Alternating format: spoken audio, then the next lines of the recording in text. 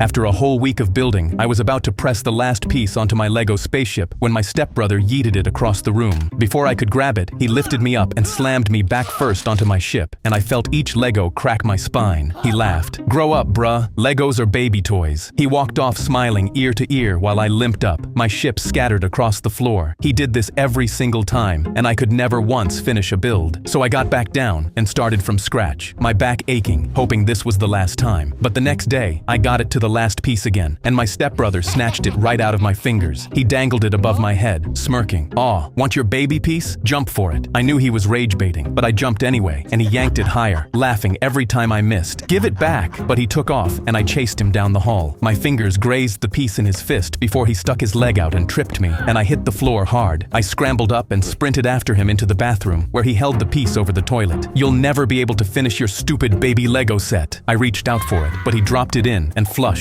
laughing. Then he grabbed the back of my neck and dunked my head toward the bowl. "Go get it, loser!" I came up soaked, my whole body trembling with anger, and I knew I had to do something. So that night, I stayed up prepping the biggest Lego plan of my life. The next morning, I built my best Lego set yet, a full castle, and set it in the middle of my room as bait. "Finally, I'm about to finish a set." He stormed in, already laughing, but he didn't notice the carpet of Legos I'd spread across the floor, and his bare feet came down right on them. "Ow, what the?" He stumbled back into the door, and it tipped the bucket of Legos I'd balanced on top, burying him. I laughed as he thrashed, slipped, and came crashing down spine first onto the pile, right where he'd slammed me 100 times. He clawed at the floor, a million Legos stuck to his skin, and screamed, "I never want to see Legos again." Then I knelt by my castle and calmly pressed on the last piece. "Why are you scared of baby toys?"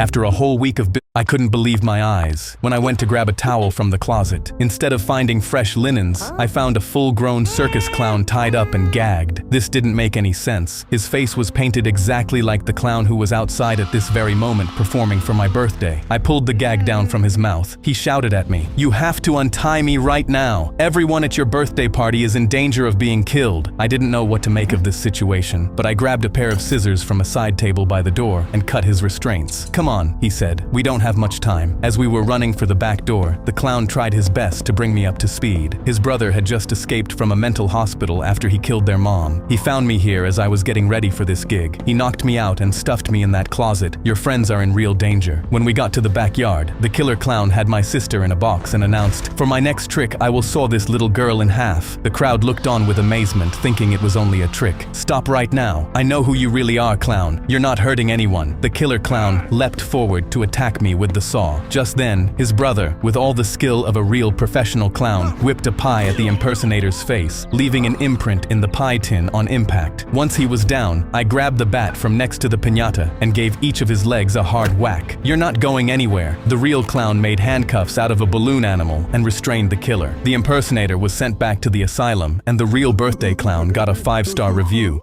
I couldn't believe my eyes. When I went to grab a towel, I shut my parents' bedroom door and army crawled back to my room, ready to beat my Fortnite kill record. While it loaded, I'd switch out the keyboard for the silent one under my bed and put cushions in front of the monitor fans so it didn't make any sound and I wouldn't get caught. When I finally got into the game, I'd pump my fist and whisper, "Mission complete," because I had to beat my kill record. But I knew if I got caught, my parents would ship my to military school. But one night I just slayed my opponent when I got third-partied by the enemy squad. My blood was boiling and I slammed both fists on the desk. "You stupid You can't even do anything right. This stupid game." I instantly covered my mouth, realizing I'd just given myself away. The door slammed open and my mom snatched I bought a parrot for my 12th birthday and swore I'd give it the best life possible. But the next day I came home and saw my brother swinging his baseball bat at my parrot's cage. My parrot was screeching and cowering in fear while my brother laughed. It sounds so much cooler when it's scared. I pushed him away and told him to get out, but he just dropped his bat and laughed. "I'm not done with that parrot yet." He walked out and I instantly stuck my hand through the bars, promising my parrot I wouldn't let my brother hurt it. But next morning I had to leave for school, and when I returned, my parrot had a bruise on its wing and was now mimicking the sounds of a bat hitting its cage. I instantly knew my brother had tormented it, so I stormed into his room with my fists clenched in anger. "I know you hurt my parrot," but he just smirked. "I didn't hurt your stupid parrot, but if I did, what would you even do about it?" I went red and stormed out of the room, then immediately ordered a camera. I felt crazy actually putting a camera in my room and aiming at my parrot. Then I pet my parrot and left. 15 minutes later, I already had a notification. My brother and his friend were in my room. My brother was batting the cage, while his friend held a lighter through the bars, flicking the female near my parrot. I instantly sprinted home with my stomach in knots. My parrot was screeching, flying against its cage trying to get out. I ran at them, but then my brother hit the cage one more time, and my parrot's eyes closed shut. It collapsed and slumped to the cage floor, having a heart attack from the fear. I screamed, "No!" And that's when my brother and his friend turned around. "I guess I was hitting your parrot after all, so what are you gonna do about it?" Tears of rage filled my eyes, as I didn't care that they were bigger. I ran straight at them without thinking and shoved them hard. They tipped and fell out of our window, screaming as they hit the bushes. They lay there, and that's when I grabbed my bird food I'd used to feed my parrot. I dumped the entire bag on the window and watched as dozens of birds swarmed them and began pecking them. Then I turned to my parrot, an unconscious parrot, and picked it up from its cage. My face lit up. It had a heartbeat. I bought a parrot for my 12th birthday and swore I'd give it the best. What's going on?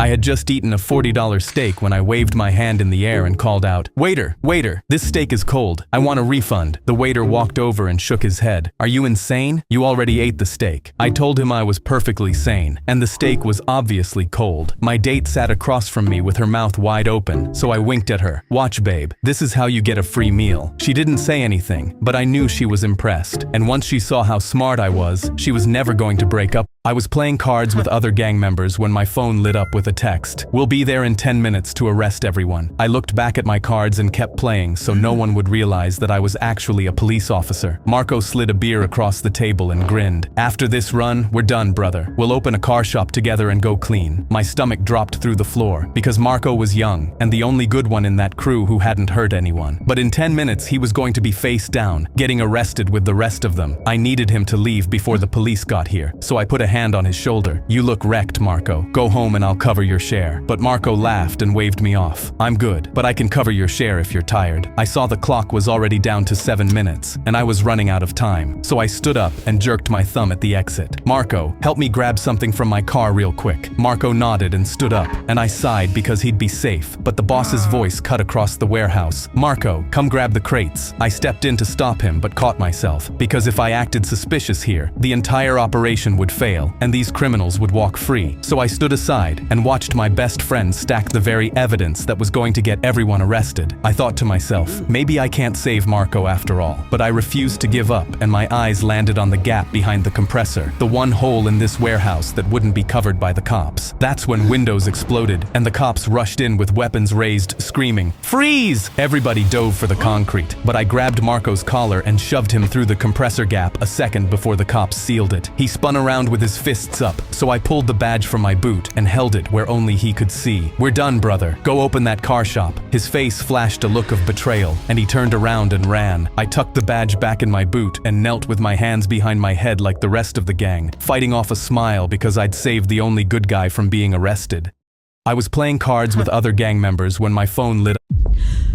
My buddy Cole pulled his aircraft right next to mine, grinned at me through the glass, and pointed at the enemy territory. "I'll race you to the end of the mountains." I grinned at him through the glass. "The first one to make it buys the other a beer back home." He slammed his engine to full power, and we started chasing each other like idiots. We came around a cloud side by side, laughing, and flew straight at 2 enemy planes. The laugh died in my throat. My thumb went to the trigger and my whole body locked up, but neither of them shot at us. I watched carefully as they turned around to fly beside us instead, and they both looked around 20, same age as us. One of them pointed at the mountains the same way Cole had, grinning. I read his lips. "We want to race." I lifted my thumb off the trigger, pulled up beside him, and all 4 of us aimed at the same mountain, and nobody fired. Cole's voice crackled over the radio. "Oh, it's on." All 4 of us pulled up into the open sky, and for 5 minutes up there, nobody was American, and nobody was German. We were just 4 guys who wanted to have fun, until the Germans flew up beside me one last time and said one word I didn't understand. They tipped their wings side to side, the way you wave at someone you'll never see again,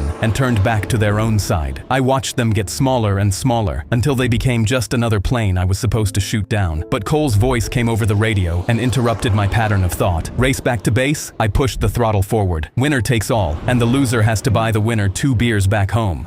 My buddy Cole pulled his air. Me and my son were at a fun fair and saw one of those hang for 2 minutes and win $100 bars bolted to the ground. The two men running. Don't worry about it. I had always wanted to be on the Jumbotron at a pro soccer game, but now it was happening for all the wrong reasons. The competing team's two biggest stars and a referee were all looking down on me with disgust. The rules clearly state no flash photography, and you snapped a picture at the exact moment this player took his shot. You blinded me, and I missed, and the flash made me kick another player in the head, so now I'm out of the game. I froze up like I always had when I was in shock. These were some of my heroes telling me I'd ruined their game. It was then I realized that they weren't the only ones watching. My face was up on the Jumbotron, which meant the entire stadium, hell, the entire world watching on TV was looking at me as well. The referee pulled me up by my collar and said, "The team will get a redo on their penalty kick, and since their goalie just got ejected, you're going to stand in for him." What? Me? Are you kidding? I've only ever played youth league soccer. Then boos started erupting from the crowd. If I didn't at least try, then I'd probably be torn apart by angry football fans anyway. I put on a jersey and stood under the goal. I was shaking almost too hard to stand. The opposing player lined up his shot and reared his leg back for the kick. Time almost stood still. He kicked the ball and it sliced a path through the air. It was making a beeline toward me. I tried to react, but like it had my whole life, my body refused to move out of sheer panic. The ball seemed to accelerate somehow as it got close, but still I couldn't move. I could feel the sonic boom coming off the ball before I felt its impact. The ball hit me directly between the eyes and then ricocheted into the crowd. I lost consciousness, but woke up at the most luxurious after party I had ever seen. The team coach came over to me. "Hey, you're awake. Great job out there." He threw a jersey at me. "Get well soon. You start for the team next week."